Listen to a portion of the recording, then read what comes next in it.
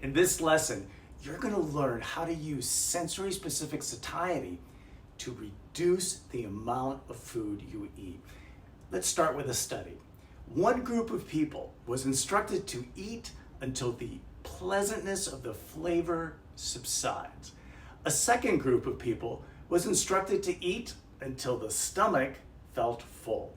Now, which group do you think ate less? A lot less. The people who ate until the pleasantness of the flavors subsided. The takeaway from this study, and others like it, you will eat less if you concentrate on the declining pleasure of the food. As you become more aware of how quickly pleasure dissipates, you will naturally want to stop eating. Now, it's time for you to try this cross-science innovation. Here's how.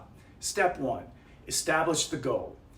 Eat until the pleasantness of the flavor subsides. You will do this for every meal, every snack. Step 2, establish a marker, say 50%. This means you'll consider stopping when the pleasure you're getting out of the food is cut in half.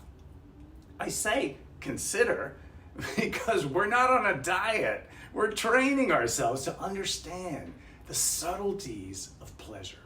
Step 3, as you eat, pay attention to the food's decreasing pleasure throughout the meal.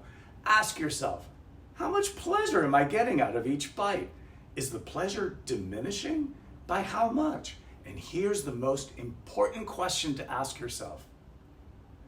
Has the pleasure subsided to the point I'm willing to stop? This chart can help you answer these questions.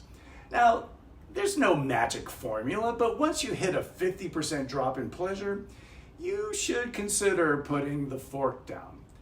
Once you cross that threshold, you're headed toward the visceral pleasure of feeling full, that your stomach can't fit anymore, rather than the Epicurean pleasure of delighting the senses. As you become more sensitive to the declining pleasure you get with each bite, you'll stop eating earlier and earlier, and it won't be long before you intuitively understand the lowest level of pleasure you're willing to accept, and you will stop eating sooner. Now imagine that, pushing yourself away from the table, not because you're on a diet, but because you're not getting enough pleasure out of the meal. Well done, you. Now, how can you sharpen your ability to eat until the pleasantness of the flavors subside? We'll tackle that in the next lesson. Imagine how much more you'd get out of this video if you could pick up the phone, call me, and ask me for clarification about what you just saw. Well, you can by signing up for an online course I teach called NeuroSlim. It's an evidence-based alternative to dieting.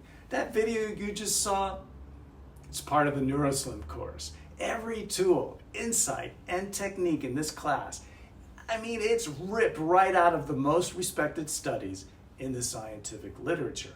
The classes are filled with entertaining videos, informative screencasts, easy to digest text, useful charts, and practical downloads. The NeuroSlim program also includes access to me, the instructor. You got a question? Call me. You get a 30-minute personal coaching call so I can tailor the neuroscience to your individual circumstances. You need clarification? Email me. I'll respond right away, and I mean that. You want support? Message me during my Facebook office hours. Let me say this, you will not be alone. I'm going to be right here at your side, making sure NeuroSlim works for you. Click the link and find out how my online course, NeuroSlim, can break the eating habits that are weighing you down. See you in class.